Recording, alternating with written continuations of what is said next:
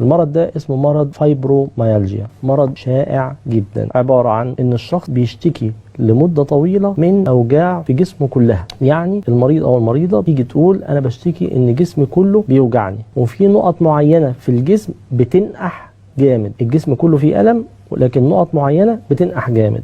النقط دي أهمها النقط اللي ورا الرقبة، يعني من ورا الودان كده خلف الرقبة تلاقي فيه نقطتين كده بينقحوا، والرقبة من تحت من ورا برضه، ونص الكتف وأعلى الصدر تلاقي فيه أوجاع متكررة في الحتت دي، والكوعين، وتلاقي وجع أسفل الظهر جدا، ووجع في الوسط في الجنبين، الجنب اليمين والجنب الشمال. يعني لما تنام على جنبها اليمين الجنب اليمين يوجعها، تتقلب على الجنب الشمال الجنب الشمال يوجعها، تفضل تقضي الليل تتقلب ما بين اليمين والشمال بسبب الوجع في الناحيتين.